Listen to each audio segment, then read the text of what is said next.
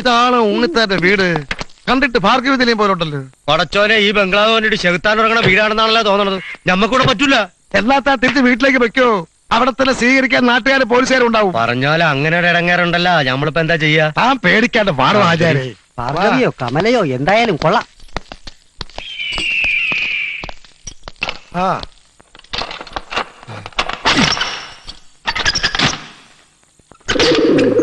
നല്ല വൃത്തി.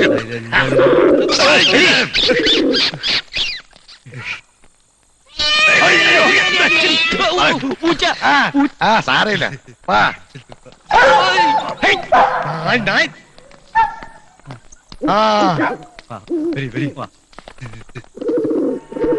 കറിക്കോ.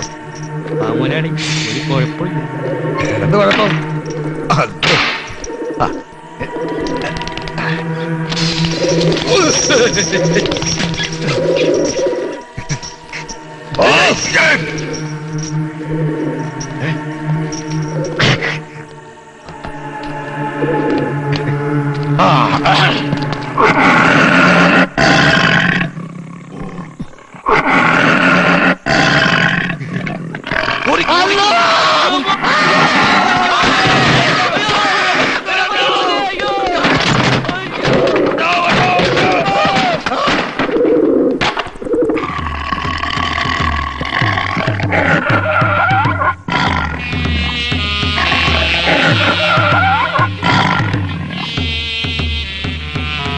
എത്ര മനോഹരമാണ് ഈ ശബ്ദം. ഞാൻ ഇവിടെ ജനിച്ചിരുന്നുവെങ്കിൽ ആരാകുമായിരുന്നു? എന്താ ഒരു മണം? പൂച്ച പറ്റി കിടക്കുന്നു. വന്ന് കേറിയില്ല, അപ്പോഴത്തേക്കും തുടങ്ങി പേടിത്തൊണ്ടന്മാരുടെ ഒരു പേടി. മുതലാളി, പപ്പായി മുതലാളി. കുട്ടി പുലി. അയ്യോ, പുലിയോ? അയ്യോ, പുലി വണ്ടിയാണ്.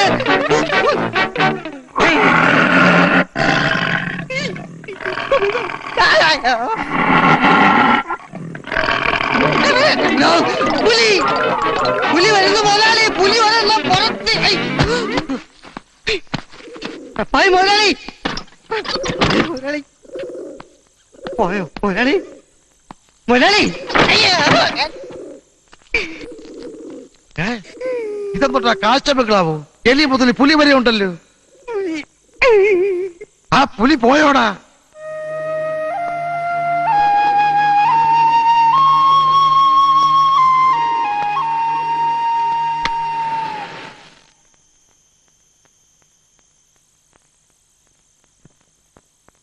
ഭൂതപ്രേത പിശാചുക്കളും വന്യമൃഗങ്ങളും ഒക്കെ ഉള്ള വീടാണല്ലോ ഈ ഉണ്ണിത്താൻ വാങ്ങിയിരിക്കണേ.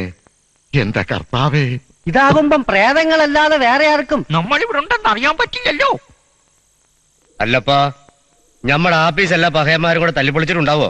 അത്യാവശ്യം വേണ്ടുന്ന നശീകരണ പ്രവർത്തനങ്ങളൊക്കെ അവര് നിർവഹിച്ചിട്ടുണ്ടാവും, അത് ഉറപ്പാ. എന്തായാലും ആ നായിന്റെ മകൻ ഉണ്ണിത്താൻ ഞമ്മക്ക് അറബിയിൽ കത്തെഴുതിയത് നമ്മളെ ശതിക്കാനായിരുന്നു. ഇതിലെന്തോ ഉണ്ട് ആചാരേ. ഇല്ലെങ്കിൽ ഉണ്ണിത്താൻ ഇങ്ങനെ. ഈ കുഴപ്പത്തിനൊക്കെ കാരണം ഹാജിയാരാ. ആ കത്ത് ഇത്രയും ഉറക്കെ വായിച്ചതിന്. അതു കൊള്ളാം. വായിക്കാതെ വിമ്മിട്ടപ്പെട്ട് നിൽക്കുന്ന നമ്മളെ നിർബന്ധിച്ച് വായിപ്പിച്ചിട്ട് അതിപ്പോ നമ്മുടെ തലയിലാക്കിയ. എന്തായാലും കുഴപ്പമുണ്ടായിരുന്നു. എന്തിനാ വായിച്ച് നിർത്തിക്കൂടായിരുന്നോ? ആളുകളെ നിൽക്കുമ്പോ എങ്ങനെ നിർത്താനാ? നമ്മുടെ തലയും കൊണ്ട് പോകില്ല അവര്. ഇപ്പോഴും ഈ തല ഉണ്ടായിട്ട് വലിയ കാര്യമൊന്നുമില്ല. നിർത്തണമുക്ക് യവൻ ഒറ്റ ഒരുത്തല വിസയെന്നും പറഞ്ഞ നാട്ടുകാരെയൊക്കെ വിളിച്ചു കൂട്ടിയത്. ഇപ്പൊ കുറ്റമെല്ലാം കൂടെ എന്റെ തലയിലോട്ടായോ? പിന്നെ ആരാണോ ഞങ്ങളെ വിളിച്ചു കൂട്ടിയേ? അത്ര മാന്യമാണെങ്കിൽ ഇറങ്ങി അങ്ങോട്ട് ചെല്ലു.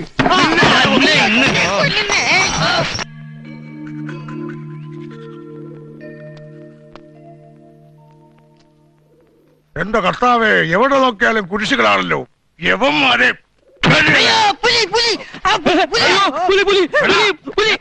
ഞാനാ തപ്പായി. വേഗം പോയി ഇന്നത്തെ പത്രം വാങ്ങി വേടാ.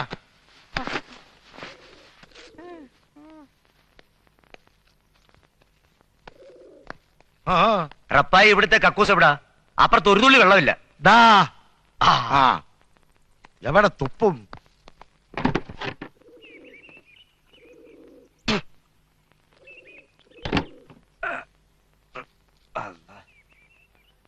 ഇവിടെ വെള്ളമില്ലല്ലോ. എടോ, അത് വെസ്റ്റേൺ ടോയ്ലറ്റാ. അവർക്ക് വെള്ളം വേണ്ട, കടലാസ് മതി. കടലാസെങ്കിൽ കടലാസ്. പക്ഷേ ഇവിടെ ഒരു കുന്തോ കാണുന്നില്ല. കുന്തം കൊണ്ട് കാര്യമൊന്നും നടക്കില്ല. ഇതൊന്നും നോക്കാതാണോ താൻ ബാത്റൂമിൽ കയറുന്നത്? ഛേ.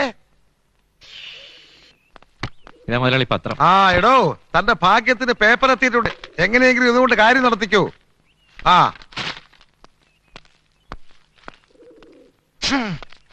തൽക്കാലം കടലാസ് കൊണ്ട് കാര്യം നടത്തിയിട്ട് സന്തോഷമായിട്ട് പുറത്തേക്ക് വാ. മുതലാളി, മുതലാളി, എന്താടാ? എന്താണ്? നമ്മുടെ വാർത്ത പത്രത്തിൽ വന്നിരിക്കുന്നു.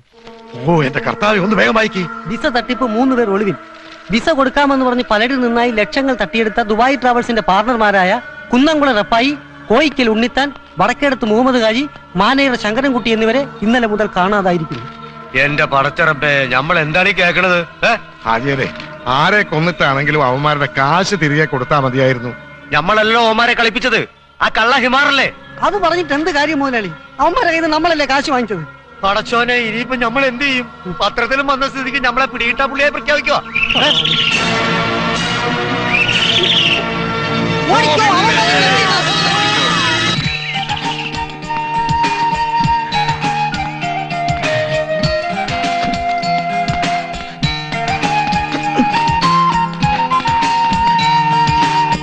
മുതലാളി, മുതലാളി. നീയായിരുന്നോ? അല്ല, ഞാനായിരുന്നു. നീ ഏത് കോതമംഗലത്ത് പോയി കിടക്കായിരുന്നു? ഹാജിയാരെ, മാത്തപ്പ, അല്ലാ, അനക്കിത് എന്ത് പറ്റി? എവിടെ പോയി കിടക്കായിരുന്നു? ഞാൻ തിരുവനന്തപുരത്ത് എമിഗ്രേഷൻ ശരിയാക്കാൻ പോയി തിരിച്ചു വന്നപ്പം നമ്മുടെ ട്രാവൽസിന്റെ മുമ്പിൽ വെച്ച് ഒരു തടിയൻ ഇടിച്ച് എന്റെ എമിഗ്രേഷൻ ശരിയാക്കി. അവിടെ നിന്ന് ഒരു തരത്തിലെ ഞാൻ ഊരി രക്ഷപ്പെട്ടത്. ഞങ്ങളൊക്കെ ഇവിടെ ഉണ്ടെന്ന് നീ എങ്ങനെ ഇത്ര കൃത്യമായി അറിഞ്ഞു? നിങ്ങൾ ഈ ഭാർഗവനിലത്തിൽ അല്ലാതെ വേറെ എവിടെയും പോയി ഒളിക്കില്ല എന്ന് എനിക്ക് അറിഞ്ഞുവിടറ മോനെ. അല്ല പിള്ളേ, അന്നെ ഒരുപാട് അവര് തല്ലിയ. ഇല്ല, ആ തടി നമ്മളൊന്ന് ഞെക്കി. അപ്പോഴേ നീ ഇവിടേക്ക് ഇത്ര പെട്ടെന്ന് എങ്ങനെ എത്തി? അതെ, ആകാശം വഴി പറന്നു വന്നൂടാ ഞാൻ. മുതലാളി അവിടെ? പറഞ്ഞ പോലെ ഇയാളിത് എവിടെ പോയി? മുതലാളി, റപ്പായി, ഇവിടെ ഇവിടെ ഉണ്ടായിരുന്നല്ലോ. റപ്പായേ, മുതലാളി, മുതലാളി, മുതലാളി, റപ്പായേ, റപ്പായ്. മുതലാളി എവിടെ മുതലാളിയെ? റപ്പായ്, മുതലാളി, ഇയാളിത് എവിടെ? മുതലാളി. മുതല് നഷ്ടപ്പെട്ടവൻ ഇനി എന്തോന്ന് ലാളിക്കാൻ? നീ ഇത് എവിടെ പോയി കിടക്കായിരുന്നു? ഞാൻ അപ്പുറത്ത് നോക്കായിരുന്നു. പോയി നോക്കിയത് അവിടെ എങ്ങാനും. അങ്ങോട്ട് പോയി റപ്പായി മുതലാളി, മുതലാളിയേ, മുതലാളി, എടോ റപ്പായേ, റപ്പായ്. ഞരങ്ങലോ മൂളലോ ഉണ്ടോ? മുതലാളി? ഹാജിയാരെ, പുലി വല്ലതും തിന്നു കാണോ? ഏയ്, ഈശ്വരാ. മുതലാളി,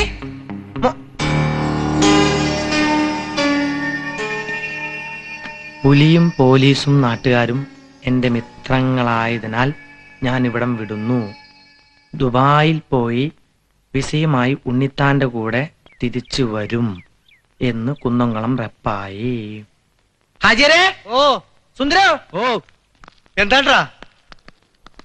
റപ്പായി ദുബായി പോയി. റപ്പായി ദുബായി പോയിന്ന്. ആര് പറഞ്ഞു? ദേ, ഇതെങ്ങനെ ഒപ്പിച്ചു?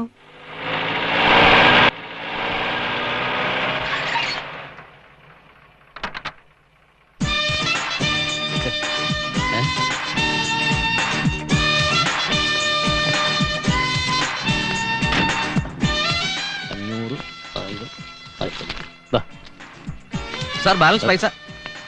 സോറി, ബാലൻസ് ഞാൻ വാങ്ങാറില്ല. Keep it. എത്ര നാളത്തേക്കാണോ?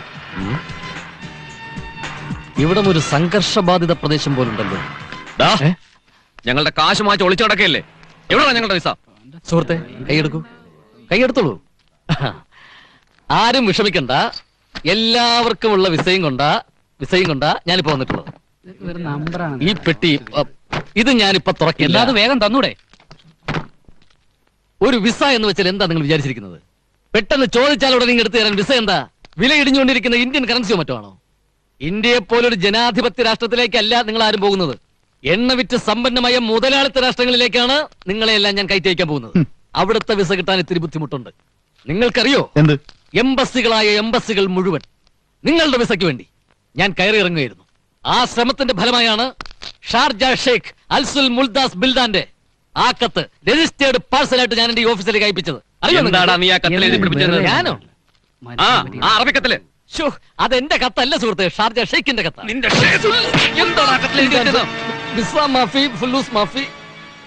മാഫി മസൂദ്, മഹത് മസൂദ്, വിസ മസൂദ്.